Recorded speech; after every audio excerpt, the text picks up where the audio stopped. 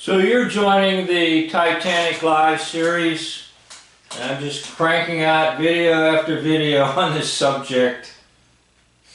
In this video, we're going to talk about the relationship between the hoax sinking of the vessel the world knew as Titanic and World War I.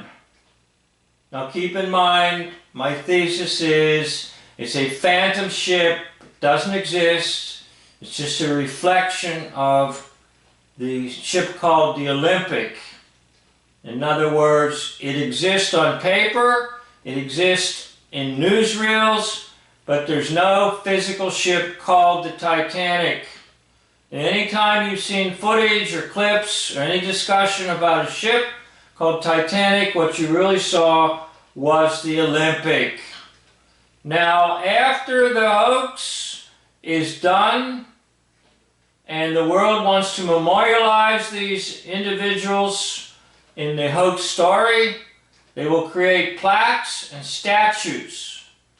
Now, this one particular statue has a link with World War I, and I'm going to let you listen to this and I'll try to explain what I mean.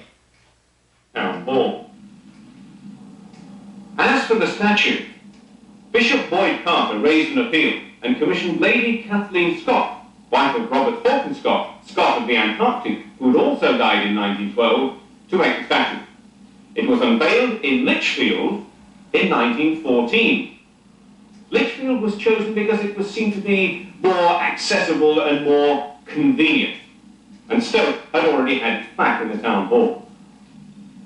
The unveiling took place on a lovely summer's day on July 29, 1914. Present were Lady Scott, Millicent, Duchess of Sutherland, Helen Smith, the captain's daughter, and Mrs. Eleanor Smith, the captain's widow. The Duchess of Sutherland gave an emotional speech. We all pass through this world, partly masked, partly misjudged. It seems as if our real temptations, capabilities, and qualities are unknown to so many, until at last, in face of some crucial situation in life, at the command of our unbearing taskmaster, Death, we are truly revealed, and our characters stand as they should stand. Do not grieve too much that Captain Smith lies in the mysterious sea, which has swallowed silently many of the great, many of those we love, many of our darling dead. My friends, let us take great heart in this solemn scene and renew our courage, our own powers of self-sacrifice more strongly. For there hang over us menacing clouds that may call for our courage and powers of self-sacrifice. Let us see to it that we may never be lacking in that supreme hour.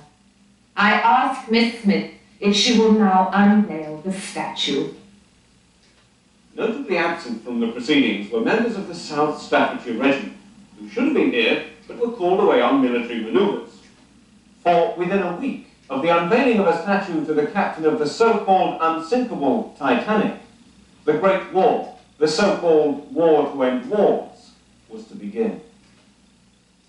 I should think I've looked at that statue thousands of times. Just a feeling of nostalgia.